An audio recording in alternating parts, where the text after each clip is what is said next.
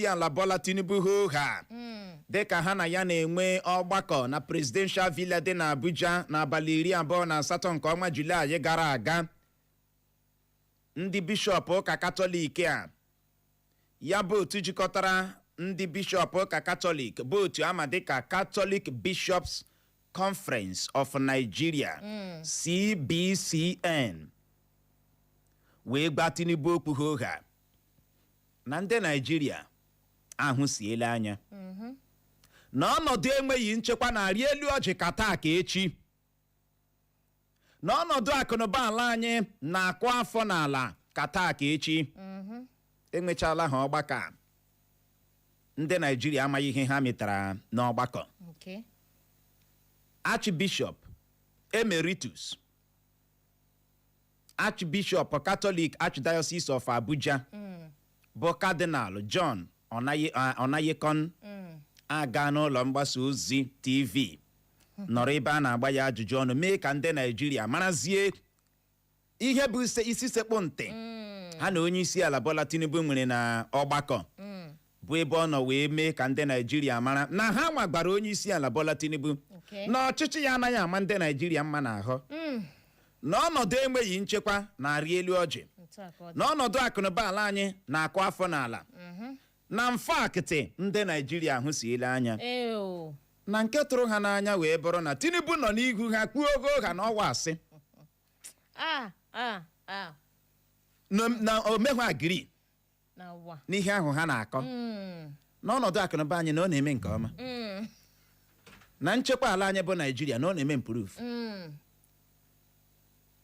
Onye bishọp a bụ John Onayekon wee sị na nke a tụrụ ha niile n'anya, na nke a gbara ha yarị, na nke a bụ iji wee gwa gị na ndị gbara onyeisiala Bola Tinubu gburugburu anaghị agwa ya eziokwu.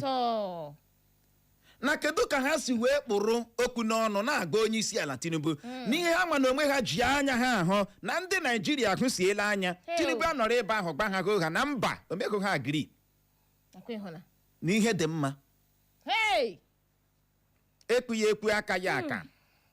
Ndị media warriors ya, ndị enyemaka ya mmadụ dịka Buala ha apụta ozugbo tụrụ ya n'ọnụ bawara ya bụ onye bishọp a bụ nke Catholic Archdiocese Abuja bụ Cardinal John Onayekon na gịnị mere ya na onyeisiala ji mechaa ọgbakọ na nzuzo, ha ji mechaa ọgbakọ na nzuzo ya apụta na-akọ kọrọ ihe ọzọ gawa na kwesịghị ihe a ọgbakọ a nwere na nzuzo o kwesịghị ịpụta bịa kọwa ya na ọwụ naanị ha maka esi ekwu eziokwu.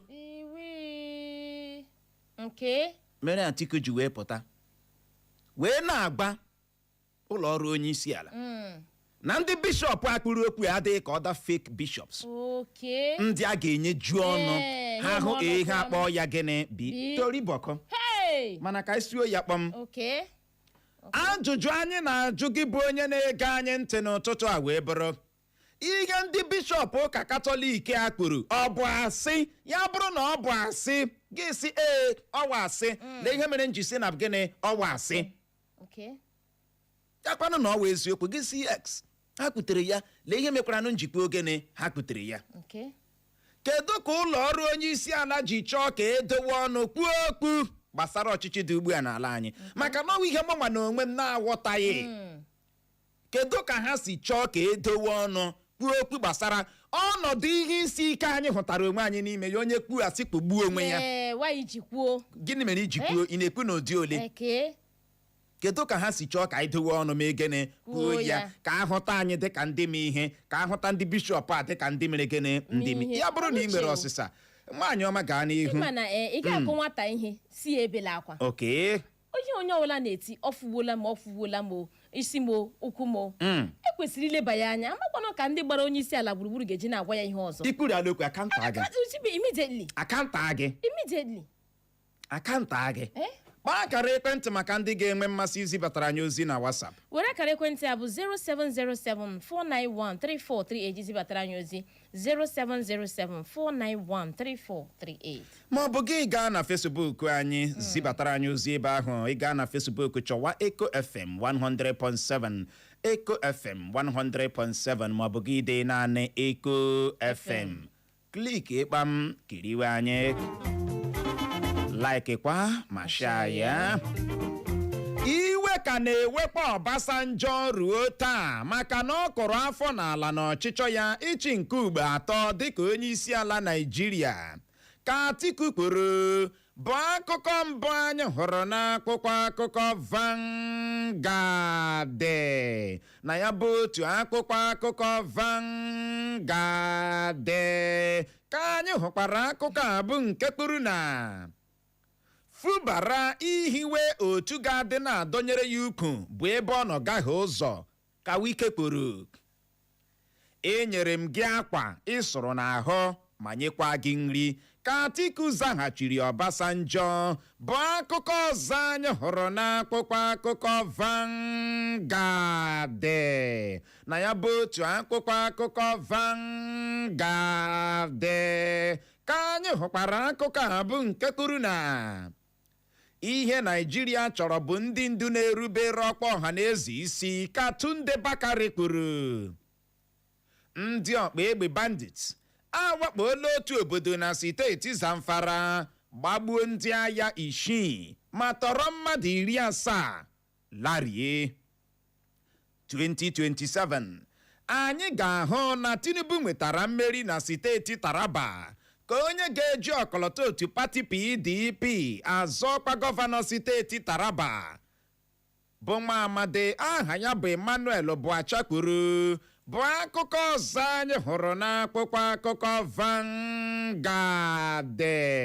Na ya bụ otu akwụkwọ akụkọ Vanguard ka anyị hụkwara akụkọ a bụ nke kwuru na mgbe ụwa na-ara anyị ahụ nne m rere akamụ na akara iji kwado ezinụlọ anyị ka onye minista na-ahụ maka nchekwa n'ala anyị bụ General Christopher Musa kwuru.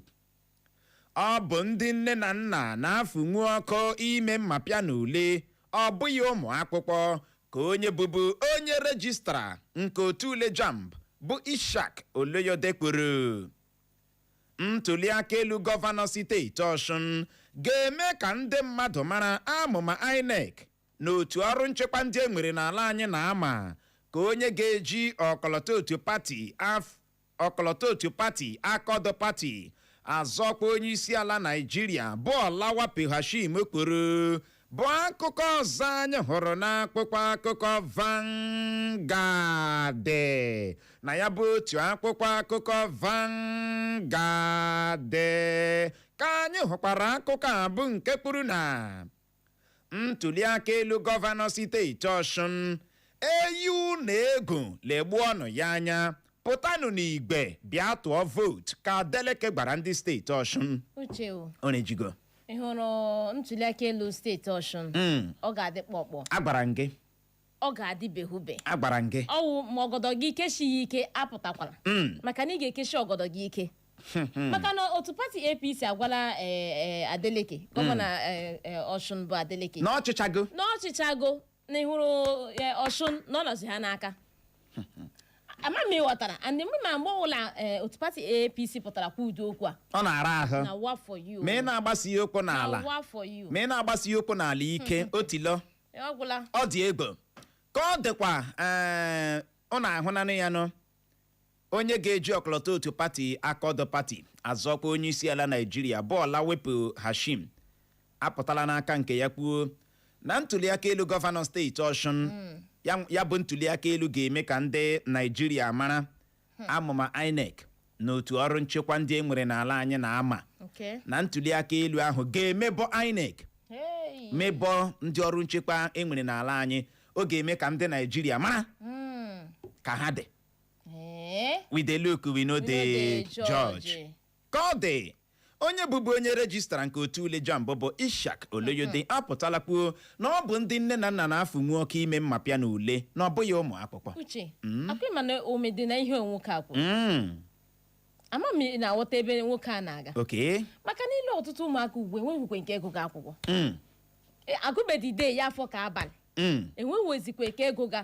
Uche m na-ajụsị ọwụ agụba dị nkọ kọwakwa isi amaghị akpụ maka na ọ bụrụ na ị na-epesuede ụmụaka ha nọtọla gwute egwu ma ọnụ gị si go and read gịnị amami na-epushi ha na-amanye ha maka na ịhapụ ha ga-asị after all ịwala na emerela a ga-eme mmịape ọ dị egwu ha gụtụgodo akwụkwọ ha ọ dị oke mkpa ya bụ onye bụbu onye rejistra otu ule JAMB wee pụtakwuo na ndị nne na nna kacha atụnye oke na mmapi ule a na-ahụ n'obodo anyị bụ Naijiria.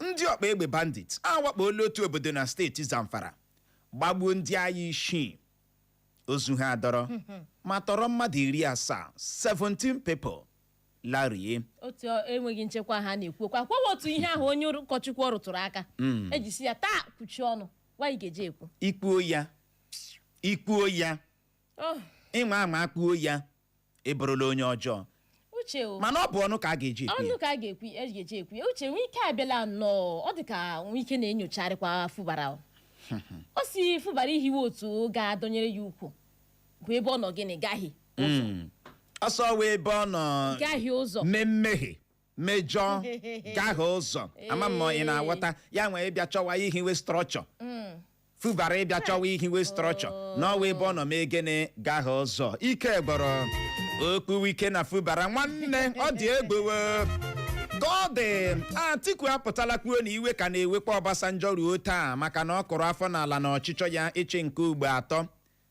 na kemgbe ya nwa bụ Atiku socha dina ya Obasanjo ịchị nke ugbo 3 Obasanjo epụrụ aja ụkwụ ya Obasanjo anaghịzi eji anya ọma ele ya o ruo n'oge ntuli aka elu Obasanjo apụta chịrịchị gbasara ya maka na ọ sị Obasanjo achụla third term Obasanjo na Atiku lekwe nke ọha ike gboro ike ekpughị ekpu aka ya aka Atiku apụtagwa Obasanjo I fed you I clothed you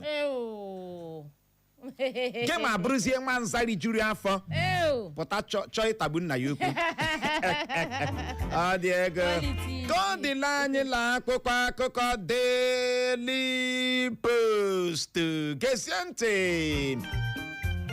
abụghị m onye ozi Chineke dịka nna m abụghị m pastọ dịka nna mụrụ m ka Wike kwuru bụ akụkọ mbụ anyị hụrụ n'akwụkwọ akụkọ Daily Post na ya bụ otu akwụkwọ akụkọ Daily Post ka anyị hụkwara akụkọ a bụ nke kwuru na unu ejikwala ọnọdụ enweghị nchekwa ji na-egwu ndọrọ ndọrọ ọchịchị ka gọvanọ steeti Katsina bụ Diko Rada gwara ndị bi na steeti Katsina 2027 otu pati APC elela ọchịchị onye kwuo uche ya nke ala anyị bụ Naịjirịa dọọ ya vamụ nke otu pati NDC kwuru ọgụ dị n'etiti Atiku na Obasanjo ga-adị na-aga n'ihu tutu ruo mgbe otu onye n'ime ha nwụrụ ka Shehu Sani kwuru o nweghị ụlọ akwụkwọ praịmarị ma ọ bụ sekọndịrị Tinubu kpọrọ aha na ọ gara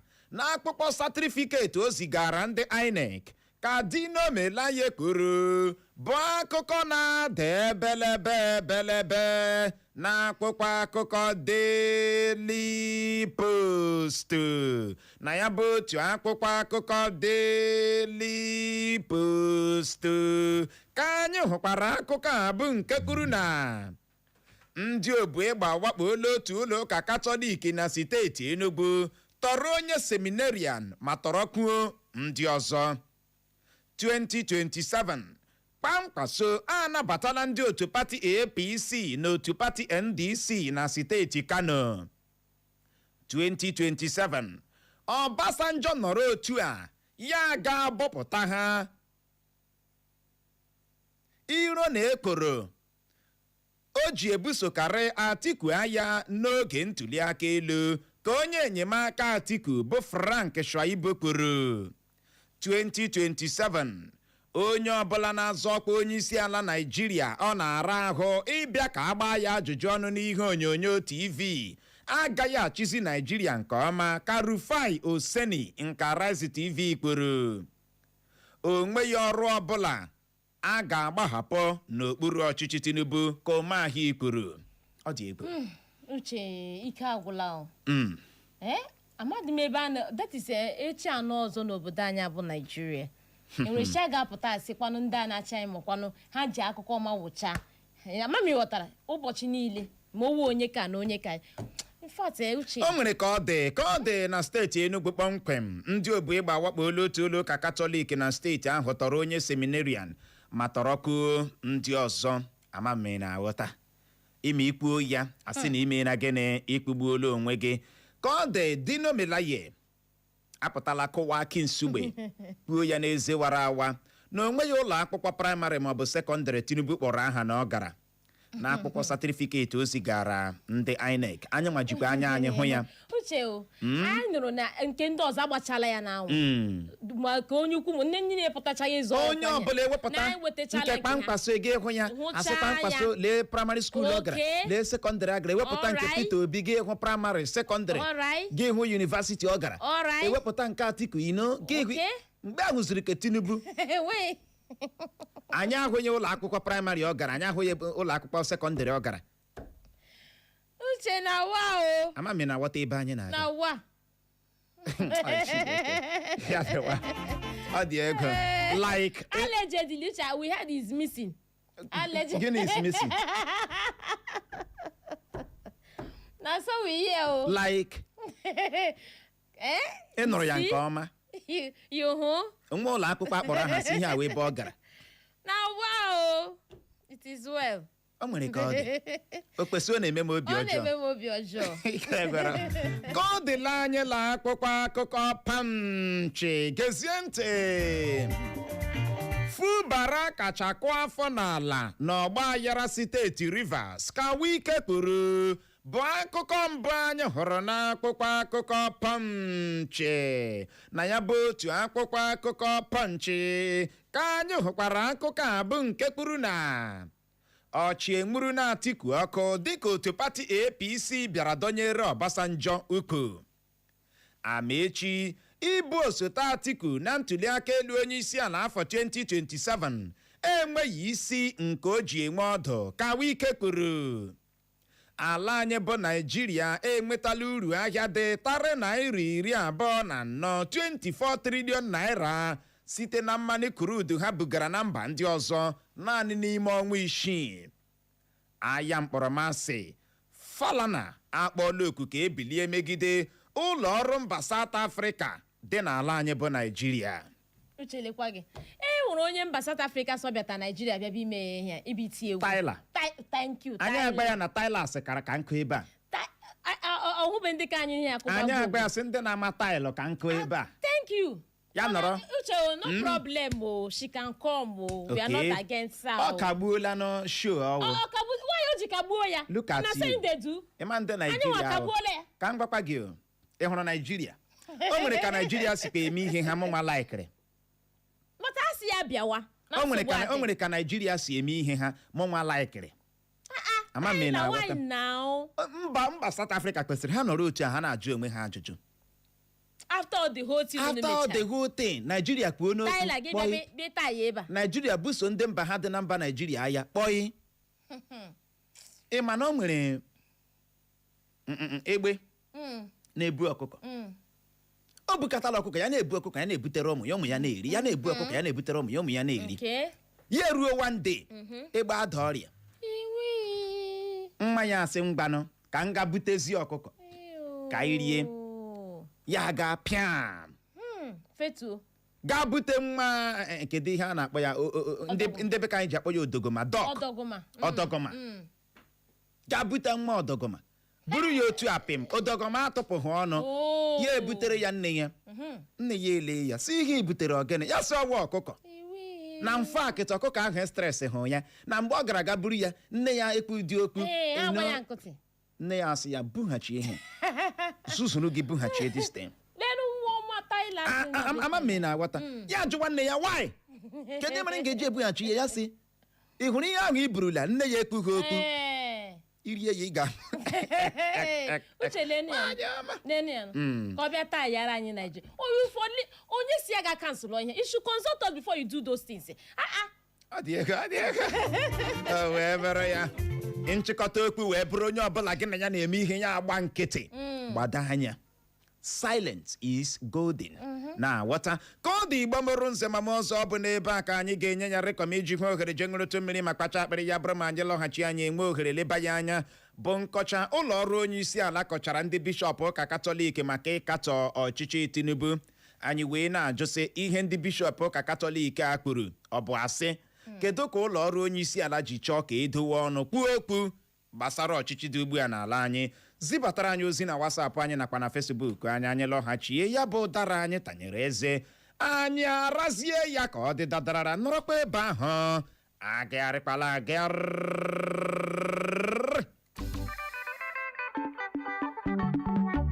Ịhụnanya m dadi m izipụrụla mama puku narị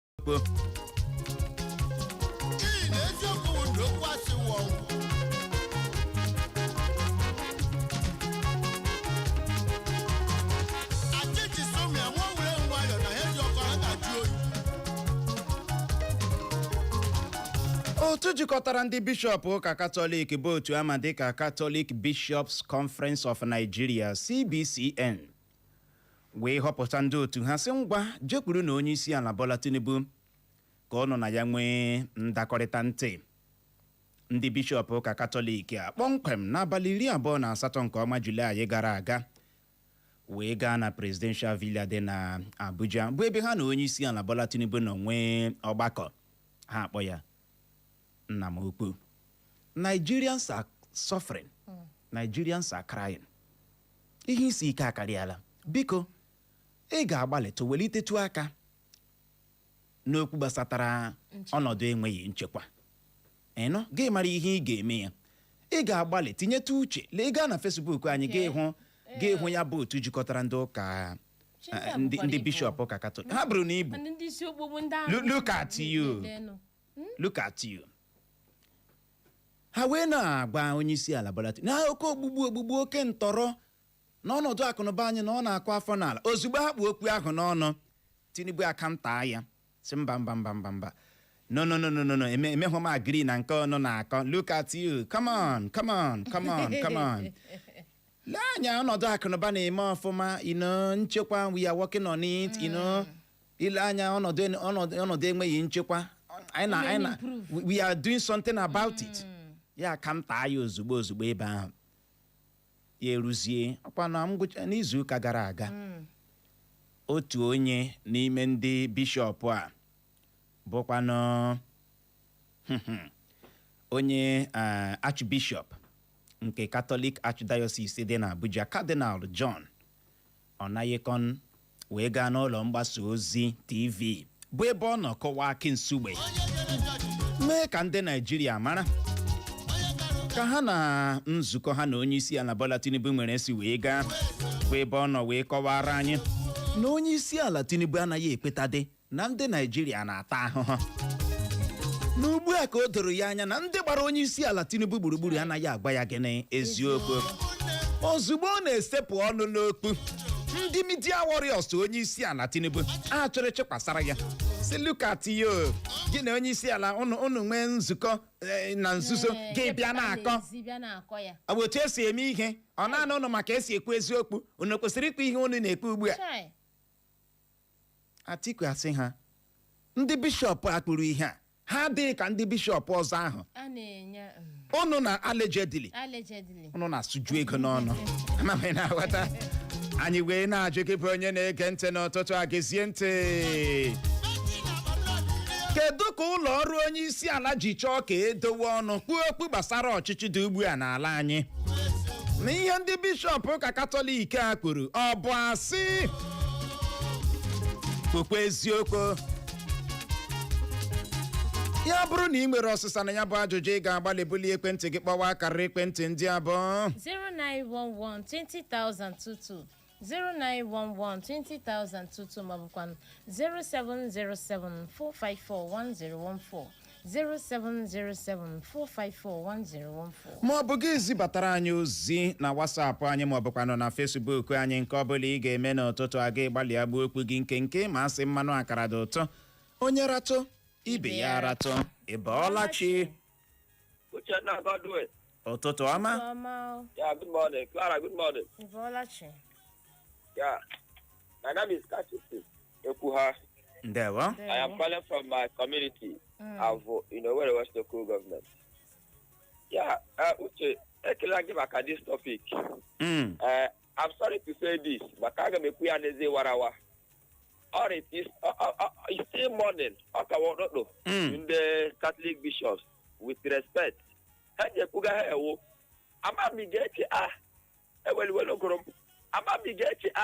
Before election, the Catholic bishops has Rocha Chango the regiment to be done na presidential villa.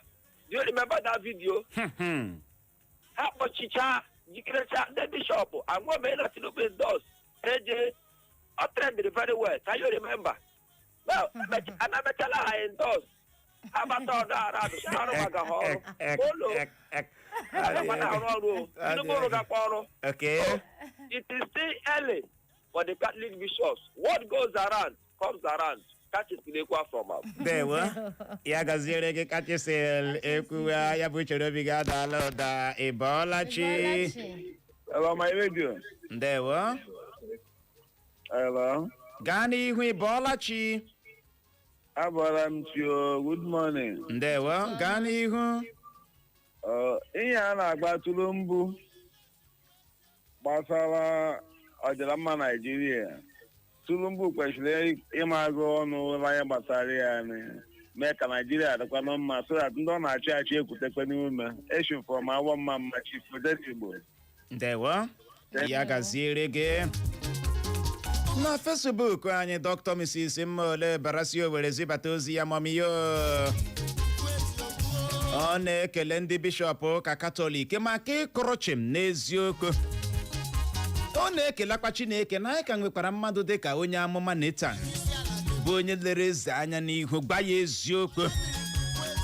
O wee sị na ndị oti mkpu praise singers ha nyefe ya gaziere gị nọ. Dr. Mrs. Mmole bara ya bụ chere obi gị adala ụda Ebola chi.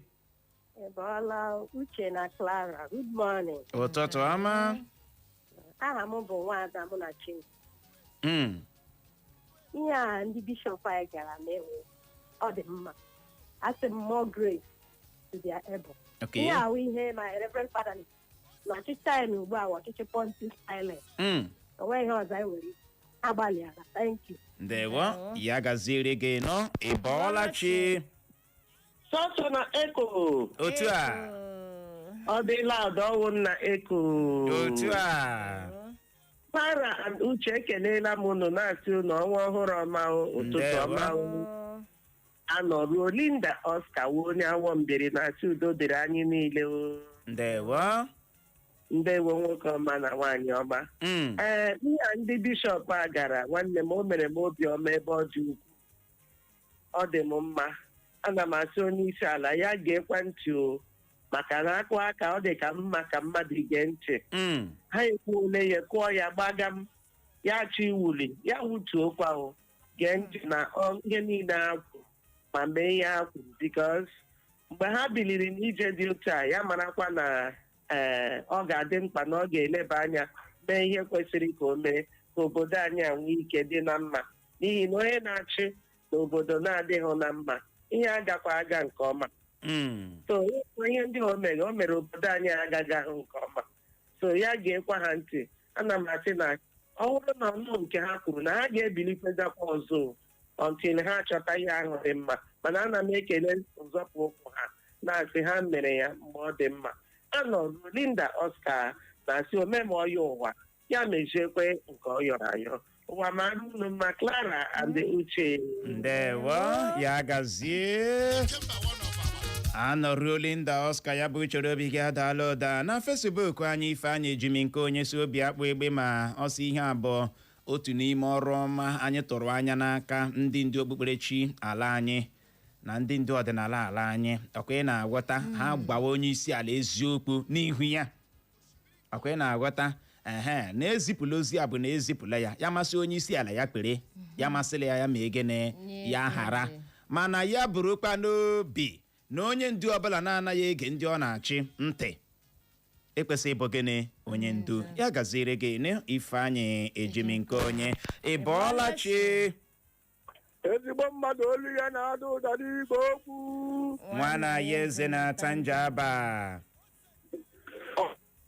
Odogwu na redio. Ndewo.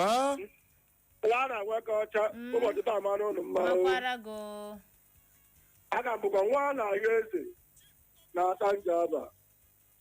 Ọ iji gosi gị na ndị ọchịchị anyị ndị ha na-asụ achị a na-agbaghị eziokwu ihe ọgwụ nsogbu anyị na-enwe n'ụwa nsogbu anyị nwere n'obodo ahụ Naijiria n'ihi na ihe ọhịa aga n'ihu agbụghị isi ala ọzọ otakwadụ bụ ọtụtụ ebe ndị gọvanọ ọ dị n'ihi ndị kọmishọna ha anaghị agba nke eziokwu ha ga n'ihu a na-aja ya ma na-aja ya ị na-agbalị ị na-arụ onye ọbụla na-eriju afọ anyị na-enwe ọkụ ihe nsogbu anyị nwere taa eke dị Chineke na-enwe onye na-ekwu eziokwu dịka onye ozi Chineke bishọp a na-ekpozie ọtụtụ ndị ụka niile ọtụtụ n'ime ha mechichiri ọnụ n'ihi na onye kọmishọna ma minista na-abịa n'ụlọ ụka ha enye ya ego na-awụghị ego ya emechi ọnụ.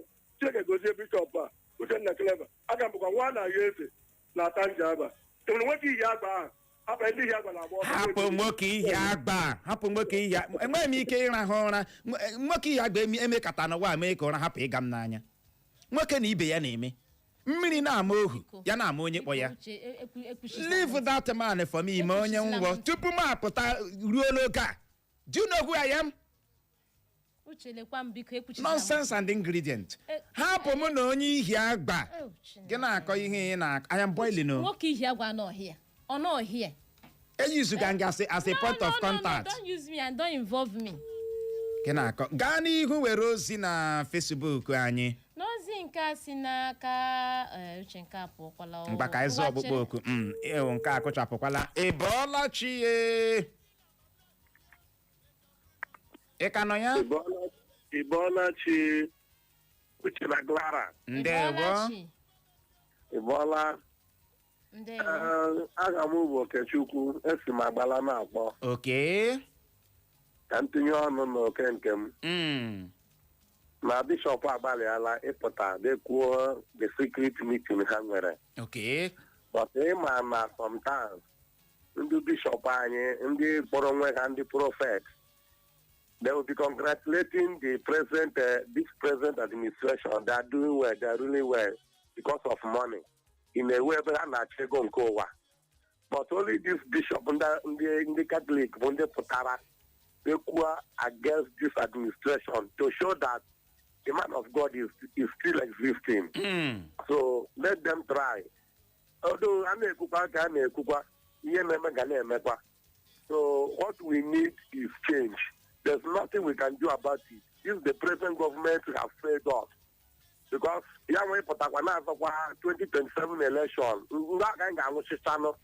so please let them pray. Let God please answer us our prayer that this government in Ogbua that and us all better change what we need. Thank you. Uche onye adịghị ya njọ uche bụ akpa onye ọbụla nya nke ya gaa n'ihu na Facebook anyị nwaanyị ọma. Ozi nke si n'aka Smart Prestige Uche na Clara Unabọla Chindewo o si bishọp ụka Katọlik ihe ahụ bishọp ụka Katọlik kwuru na ọ bụ eziokwu mana gịnị ka anyị ga-emekwanụ o si ka Chineke nyere anyị aka n'obodo anyị nọ n'ime ya ndewo na nke si n'aka Angel White business and gịnị nke ọ sị ha achọghị ịnụ nke wụ eziokwu na ha chọrọ ka mgbe ọbụla ka anyị na-eto ha unu agbalịala ị na-eto ha gị na ha adị na mma na ọbụla ihe naanị ha chọrọ ka anyị na-eme ha n'aka si n'aka Daddy Joe si Ọgbakụ ọ sị ihe ahụ ndị ụkọchukwu kwuru na ọkwụ ọtọ ka pensụl na ha gbalịala na ha mere ọfụma n'ịgwa onye isi ala nke bụ eziokwu ịghọtala ọ sị ka wee eziokwu kwụ ọtọ ka pensụl na ndị ala anyị bụ Naijiria na ha ji ezi ekpe ekwere n'ọnọdụ akụlụba anyị megikwa na anya jom ọ na-achị fat uche ọ dakpọọla ike gwụrụ ọ sị Chineke gọzie onye bishọp a kwuru okwu a ọ sị Uche Godwin na gị fight your case tomorrow. Aga m agbasi n'okwu n'ala ike iji m egwu ma ọwụ ya na-ekwe nga iji m egwu ndewo Daddy Joe ọ dị egwu naanị gị ga-ebụrụ ya ịbọọla chi Ebolachi Uche na Clara. Ụtụtụ ọma. Aha m Vitalis Peters. Ekwen m ụbọchị nọ n'okwukwu akpọga. Ndewo. Agbala ha onye isi ala ka e wee eziokwu. Ka na-afọrọ afọfọlụ onye isi ala. Achị ha ekpume anụ ji egbu nwata. Ahụkwa n'ekwu ahụ ji egbu oke. Agbala ha ya. Anyị amara na Chike agwara ha ọ ga-afụ ịnụ otu nsogbu anọghị elekshọn abịa ma nna ọwụ nga ọha m nọ na ya gajiela nnu ya gaziere gị nwoke ọma ya bụ chere obi gị adaala tim daa yọm n'ụtụtụ a amami na wọta ka ọ dị Igbo mara nze ma ọzọ ọ bụ n'ebe a ka anyị ga-enye ya rekọm iji hụ ohere nabatawa ndị ọbịa anyị na ha ga-anọrịwa mba ifelu maka na akpọrọla ha n'ahịrị nọrọkwa ebe ahụ emekwala ngagharị ha na nwaada Clara Nkocha ga-anọrị ịnọ ịdịkwa njikere adị m njikere. My prayers are with you. ịlawala azụ o Don't worry, my nzụtakwa ọkpa arịọla m o I'm going to marry. nzụtakwa ọkpa arịọla m o Eat your ọkpa in peace. nwunye eke esi a nwunye eke esi a Nwunye presidential. ebelebe ga-egbokwa ka ọ dị nọrọ ebe ahụ emekwala ngagharị nwanne